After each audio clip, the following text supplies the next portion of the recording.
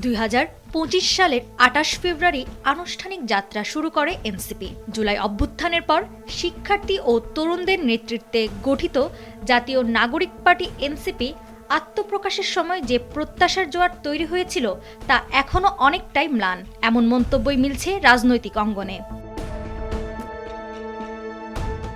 দল গঠনের অল্প সময়ের মধ্যেই এনসিপি অভ্যন্তরীণ বিশৃঙ্খলা, নেতৃত্বের সমন্বয়হীনতা, দুর্নীতির অভিযোগ সহ নানা কারণে সমালোচনার মুখে পড়ে। তবে সম্প্রতি জামাতে ইসলামের সাথে জোট করার সিদ্ধান্তের পর দলটিতে চলছে একের পর এক পদত্যাগ। ক্ষমতার রাজনীতিতে নিজেদের অবস্থান পোক্ত করতে এনসিপি জামাতের সাথে জোট করার সিদ্ধান্ত নিয়েছে বলে দাবি করছে রাজনৈতিক বিশ্লেষকরা।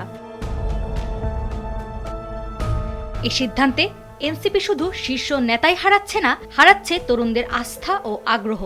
দলটির কেন্দ্রীয় যুগ্ম মুখ্য সমন্বয়ক খান মোহাম্মদ মোরসালিন পুরনো রাজনৈতিক বন্দোবস্তের অংশীজনদের সঙ্গে আপোষ করার অভিযোগ এনে পদত্যাগ করেছেন। এছাড়া ব্যর্থতার অভিযোগ তুলে পদত্যাগের ঘোষণা দিয়েছেন দলটির যুগ্ম সদস্য সচিব মীর আরশাদুল হক। তিনি বলেন, অভ্যুত্থানের পরে দেশ গঠন ও দেশের সাম্প্রতিক পরিস্থিতিতে ভূমিকা রাখতে ব্যর্থ হয়েছে এনসিপি। কিন্তু প্রশ্ন হচ্ছে, রাজনীতিতে গুণগত পরিবর্তনের ঘোষণা দিয়ে গঠিত নতুন দলের বিরুদ্ধে কেন অভিযোগ আসছে?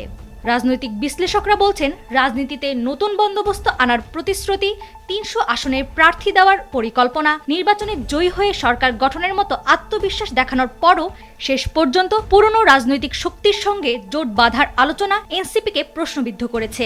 যদিও দলটি বলছে, বৃহত্তর ঐক্যের জন্যই তারা এমনটি করেছে। নাওয়ার সালসাবিল দুর্দানা, সময়ের আলো।